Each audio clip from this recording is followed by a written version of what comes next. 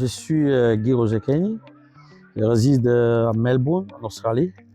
J'invite ici tout le monde, tous les Camerounais en particulier, de suivre Score Media Group.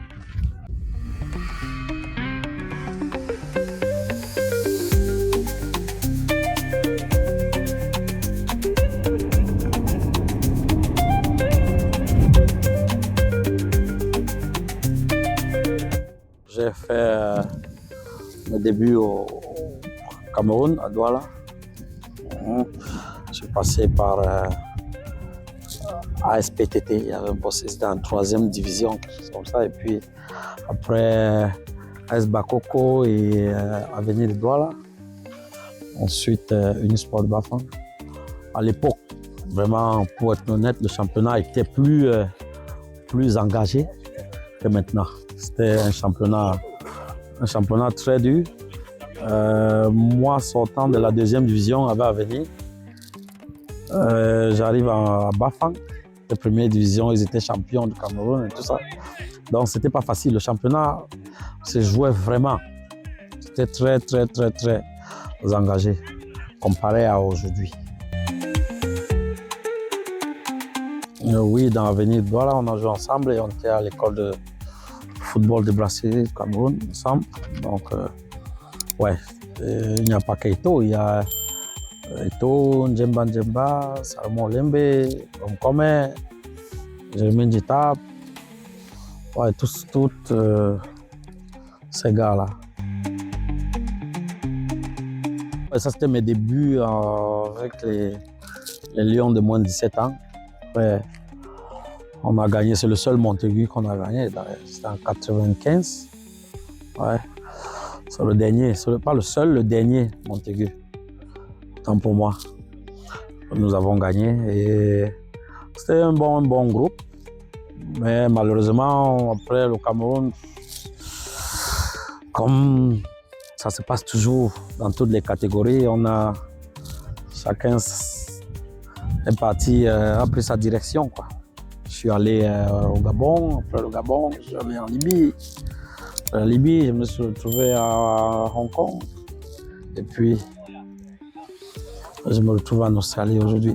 Depuis 1995, j'ai un mal de genou qui n'est jamais fini. Après,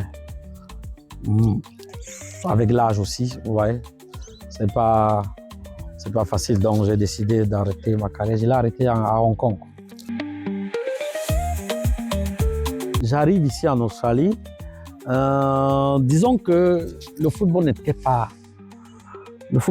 ce qu'est le football aujourd'hui. Ça a un peu pris de l'ampleur, mais ça a toujours un retard comparé à d'autres pays comme l'Europe, comme l'Arabie Saoudite. D'ailleurs, nous sommes en retard, nous sommes un peu en retard. Mais quand je suis arrivé ici, le football était un peu... Il n'y avait pas beaucoup de gens qui allaient au stade, il n'y avait pas beaucoup. Donc du coup, j'ai décidé de passer mes diplômes d'entraîneur, que je n'ai pas fini d'ailleurs, j'ai arrêté parce que bon, avec 2 enfants et tout, comme le football, ici là, le métier d'entraîneur ne nourrit pas son homme vraiment ici. Peut-être maintenant, ça a changé, mais quand je suis arrivé, donc j'ai arrêté les youth. J'ai préféré me concentrer sur mes 2 gosses qui jouent également. Donc, c'est ça, parce que le football ici, vraiment, c'est pas... Il faut s'accrocher. Si tu n'as pas le moral, parce que les gens ne portent pas assez d'intérêt au football comme ailleurs. Donc, c'est beaucoup plus... ils ont un sport ici qu'on appelle le footy. C'est ça qui domine. Les parents comme nous avons la foi que ça va donner d'ici là. D'ailleurs, mon fils a eu la chance d'être appelé en équipe nationale aussi, comme moi, il commence à moins de 17. Donc, il suit son évolution tranquille. Je suis arrivé ici, la communauté avait son 2-0. Avait son 2-0, il jouait tous les samedis en ville. Moi qui étais dans le milieu du foot, j'entraînais une équipe à l'époque, Brighton Soccer Club. Et puis, j'entraînais aussi en parallèle une équipe qui était comme les, je sais pas, on peut comparer ça au corpo, les corpos, ouais. Donc j'entraînais l'équipe, c'était les Chinois, les Asiatiques, c'était une équipe mixte chinois, vietnamien, tout ça là. Donc doucement, j'ai rendu l'équipe, hein, on était devenus tous des Camerounais. Donc c'était devenu notre équipe. J'ai amené le football dans la communauté. On a fait pendant une bonne durée, hein, on a duré, on faisait des matchs. Ici, on faisait des matchs partout, à Sydney, à Melbourne, on voyageait même.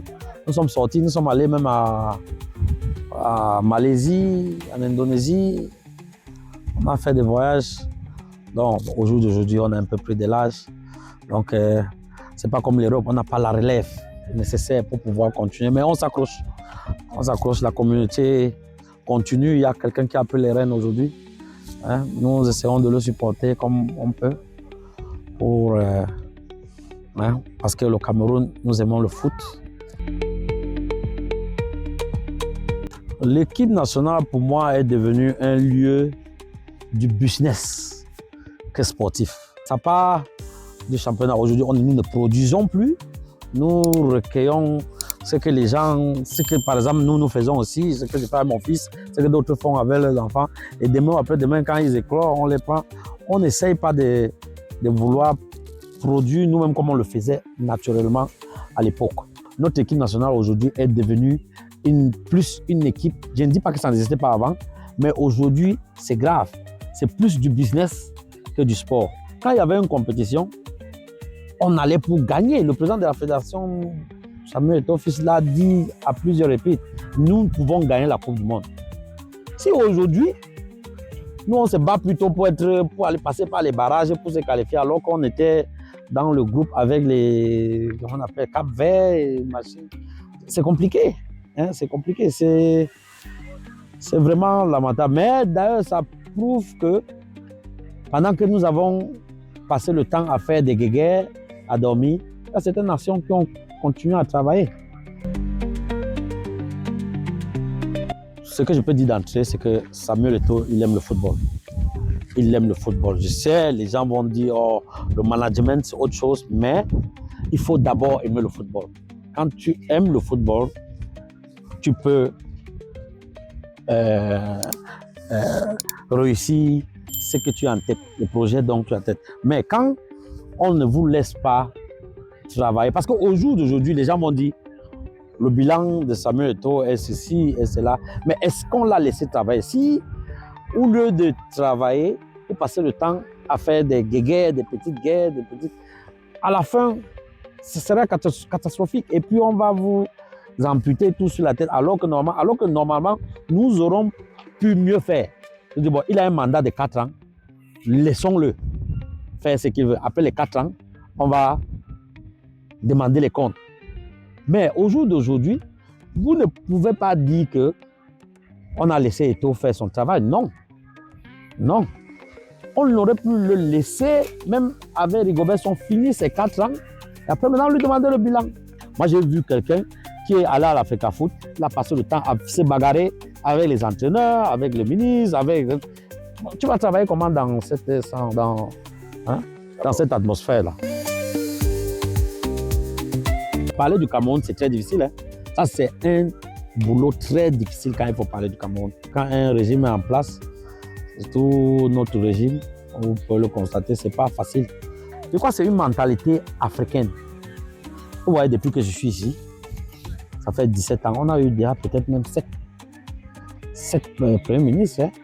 Ça dit que ça change, mais en Afrique, on n'a pas encore cette mentalité. Il va falloir qu'on s'asseye et puis qu'on revoie, que ce soit la Constitution, que ce soit ce qui a été... Parce que c'est les hommes qui font les lois, hein.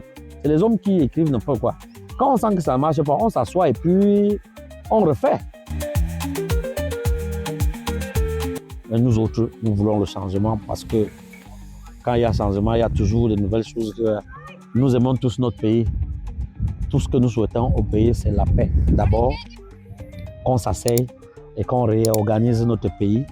Et vous voyez, vous verrez que le football qui est notre passion numéro 1 au Cameroun ça va reprendre.